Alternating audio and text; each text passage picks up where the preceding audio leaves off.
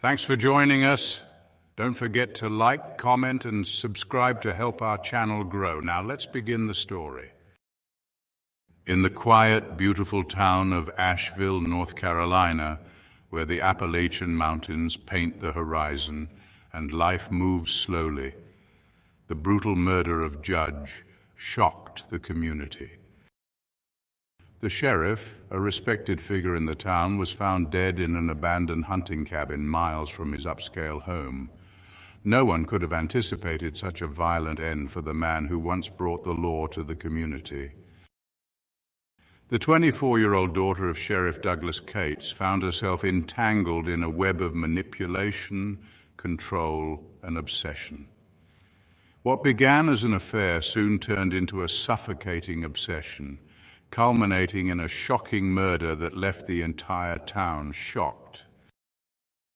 As detectives pieced together the case, they uncovered a twisted story of events that blurred the line between victim and perpetrator.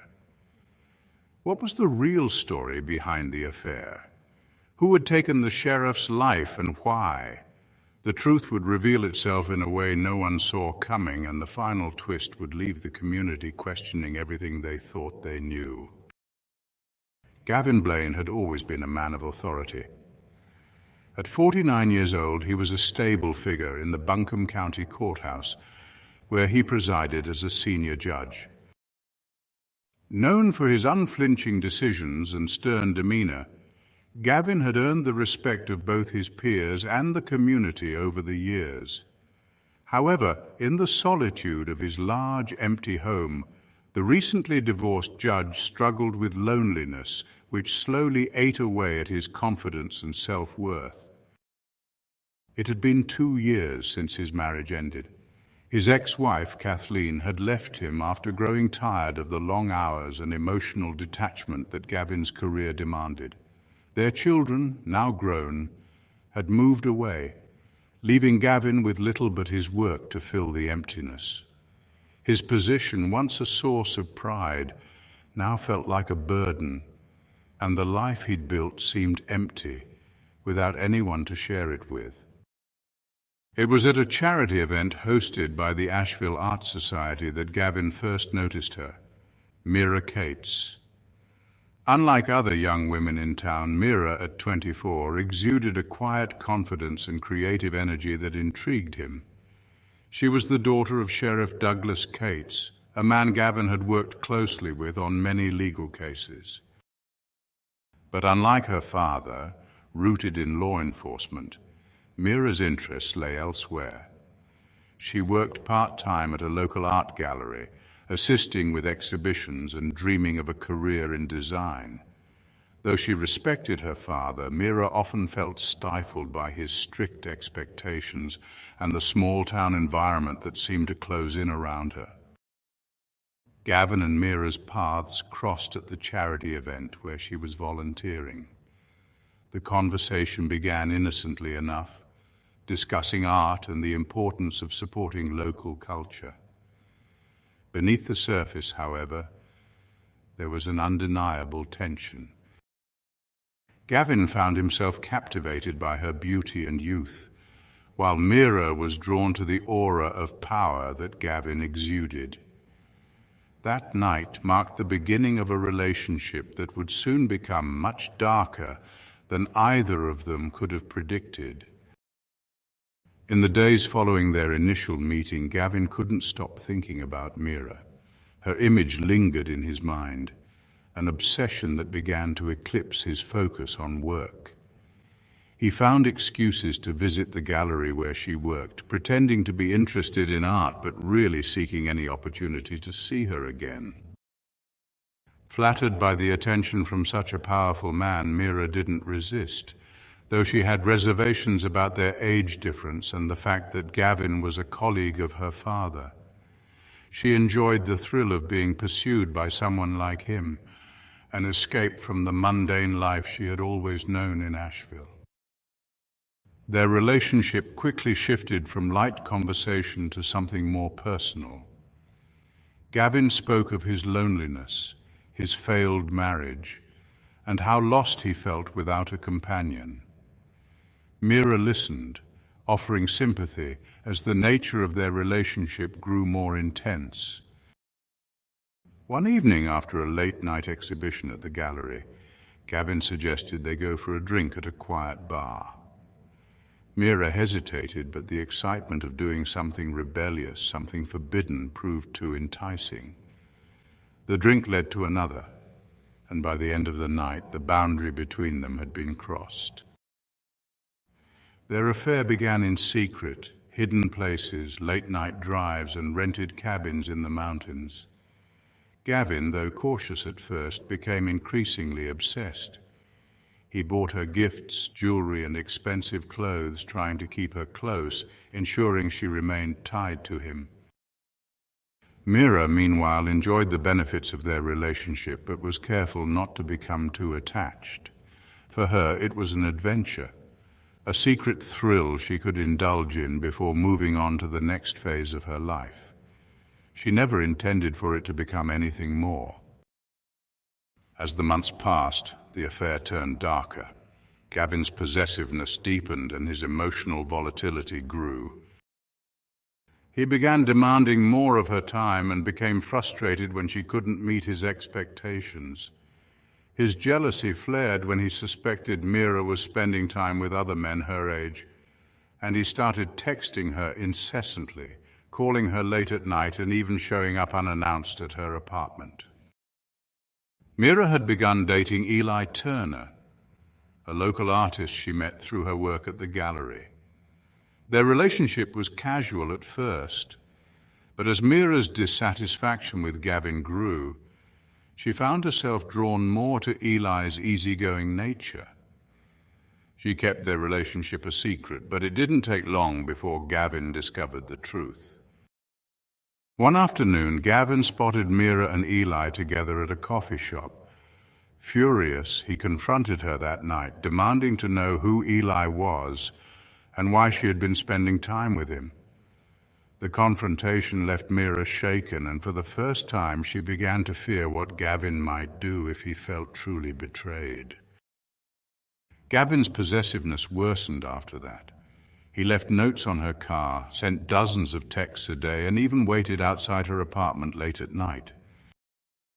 Meera began to feel trapped, unsure of how to extricate herself from the relationship without inciting Gavin's rage. She considered confiding in her father, but the thought of Sheriff Cates discovering her affair with Gavin terrified her. Sheriff Douglas Cates, known for his keen instincts, began to suspect something was wrong with his daughter. Over the past few months, Meera had become more secretive and distant. One evening, Sheriff noticed Gavin's car outside her apartment, which raised red flags. After investigating Gavin's recent activities, Sheriff began to believe that something was going on between the judge and his daughter. Meera's worst fears came true when, after a confrontation at the gallery, Gavin's obsession reached a breaking point. His jealousy turned violent, and his threats took on a darker tone. Meera realized she needed to escape, but Gavin wouldn't let go. The situation reached its tragic climax when Sheriff Cates was found dead in a remote area, shot execution style.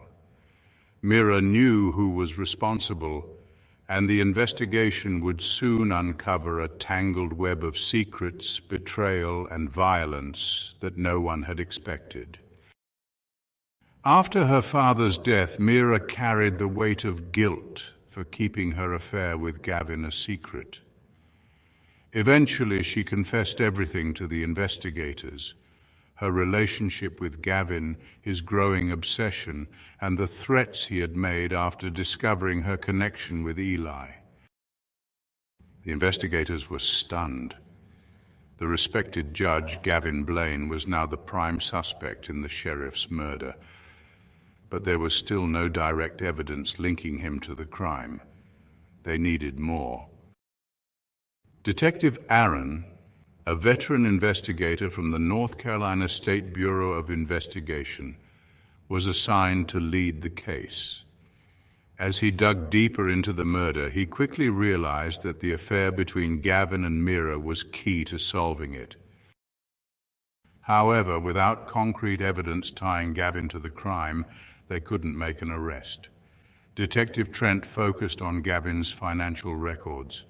It didn't take long to discover that just days before Sheriff Cates was killed, Gavin had made a large withdrawal from his bank account, a sum large enough to suggest it was meant for something more than personal expenses. Trent began to suspect that Gavin had hired someone to kill the sheriff, eliminating the man who stood in the way of his relationship with Meera.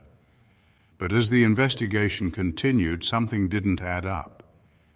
Gavin had no known connections to criminals or hitmen, and there was no evidence that he had ever been involved in anything illegal. While the money was a clue, it wasn't enough to prove a murder for hire. Meanwhile, Meera lived in constant fear. She knew Gavin was capable of anything and couldn't shake the feeling that he was involved in her father's death. Yet, with no solid proof, all she could do was wait and hope the police would find something before Gavin came after her too. As the days passed, the pressure on Detective Trent to solve the case grew. The community was on edge, and the media had begun to sensationalize the investigation. The affair between a respected judge and the sheriff's daughter, the murder of a law enforcement officer, and the growing suspicion that Gavin Blaine was involved. Despite the circumstantial evidence, there was still no smoking gun. That changed when one of the detectives found surveillance footage from a gas station near the crime scene. The footage showed Gavin's car driving through the area on the night of Sheriff Cates's murder. While it wasn't definitive proof of his involvement, it placed him near the scene at the right time. Armed with this new information, Detective Trent began to put more pressure on Gavin. He questioned him repeatedly, searching for inconsistencies in his story. Initially, Gavin denied any involvement, claiming he had been at home the night the sheriff was killed. But when confronted with the surveillance footage, Gavin's story began to fall apart. The final piece of the puzzle came when Trent reviewed Gavin's phone records. It turned out that Gavin had been in contact with Sheriff Cates shortly before his death.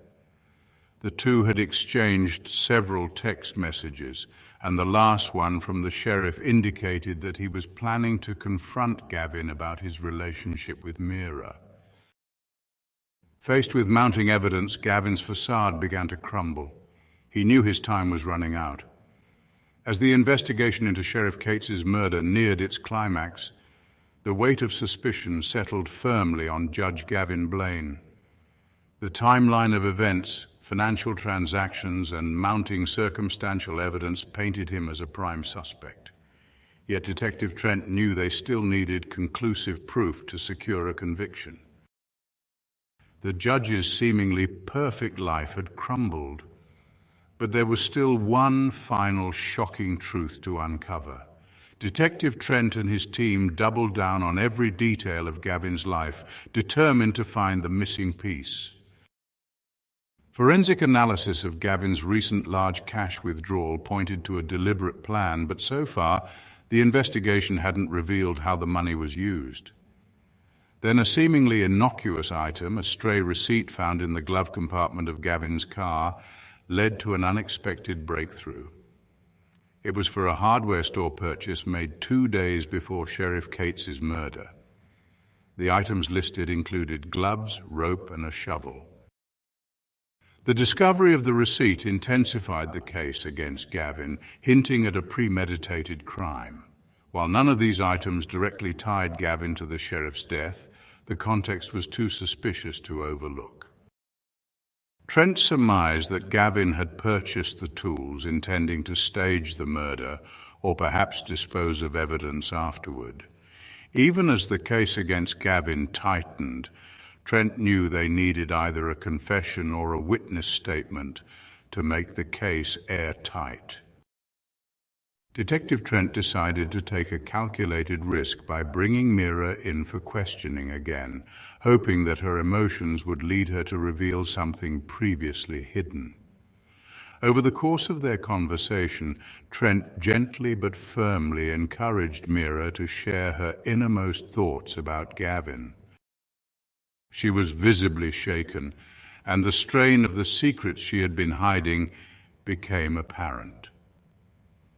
Meera admitted that she had known about Gavin's obsession for months, and that in his more desperate moments he had made dark, possessive comments about her father.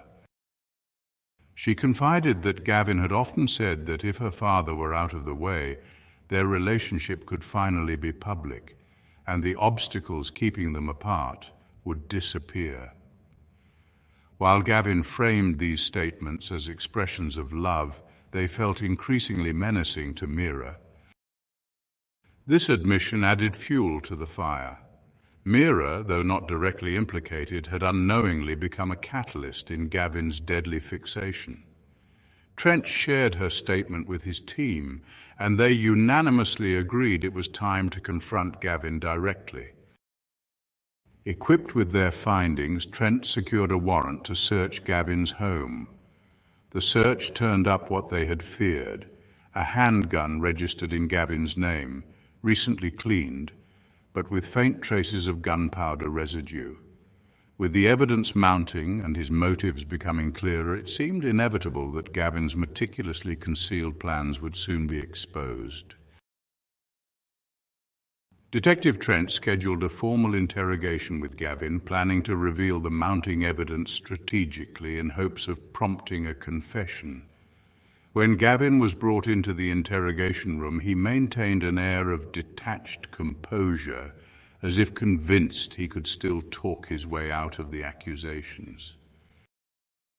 Trent began by outlining the findings: the suspicious financial transactions, the hardware store receipt, the timeline, and now the handgun with traces of gunpowder residue. As each detail was presented, a subtle shift in Gavin's demeanor became apparent. His initial confidence faded, replaced by a growing fear. After a long silence, Trent brought up Meera's statement, describing how she had detailed Gavin's controlling behavior, his obsession, and his repeated suggestions that her father's death could clear the way for their relationship. Gavin's face turned ashen at the mention of Meera's name. It was clear that despite everything, he had believed she would remain loyal to him. Realizing he was cornered, Gavin's composure finally crumbled. He stared at the table, his hands shaking. Then, in a voice barely above a whisper, he began to talk. At first his words were disjointed, but gradually the story came together. He explained the growing resentment he felt toward Sheriff Cates, who he saw as an obstacle to his happiness with Meera. Gavin described reaching a point where he believed he had no choice. His only option to be with Meera was to eliminate the person standing between them. As he spoke, the darkness of his obsession became clear, a twisted logic in which he viewed Sheriff Cates not as Meera's father, but as a mere impediment to his desires. Gavin confessed to the sheriff to a remote area under the pretense of discussing Meera. He admitted he'd tried to make the encounter appear amicable at first, hoping the sheriff wouldn't realize the danger until it was too late. But when the moment came, Gavin's nerves betrayed him, and the sheriff immediately sensed something was wrong. The confrontation escalated, and in a fit of desperation, Gavin shot Sheriff Cates. After the confession, the reality of his actions seemed to wash over Gavin in waves. His face turned pale, contorted with a mixture of horror and regret. But as he sat there, it became clear that he wasn't grieving the life he had taken. He was grieving the loss of the future he had envisioned with Meera. The case against Gavin Blaine was airtight. Following his confession, the trial, which took place over the next few months, drew intense media attention. The details of his obsessive affair with Meera and the murder of Sheriff Cates captivated the public. News outlets covered every moment, portraying the case as one of the most scandalous crimes in Asheville's recent history. The courtroom was packed daily with locals and reporters eager to catch a glimpse of the disgraced judge once held in such high regard. During the trial, Gavin's defense team tried to argue that he had acted out of temporary insanity, that his emotions and obsession had driven him to a breaking point. But the jury saw through the defense's attempt to frame the crime as a moment of passion. Gavin's meticulous planning, the evidence of premeditation, and his cold confession painted a picture of a man whose obsession had overshadowed his morals. Gavin Blaine was found guilty of first-degree murder and sentenced to life in prison without the possibility of parole. His life of authority and respect ended in disgrace, and he would spend the rest of his days behind bars, a stark reminder of how far he had fallen. The aftermath of the trial was a time of painful introspection for Meera. The affair, the murder, and the loss of her father weighed heavily on her, casting a long shadow over her future. In her search for escape from Asheville and her father's strict expectations, she had inadvertently become entangled in a nightmare that would haunt her for the rest of her life. She left Asheville shortly. Thank you for watching.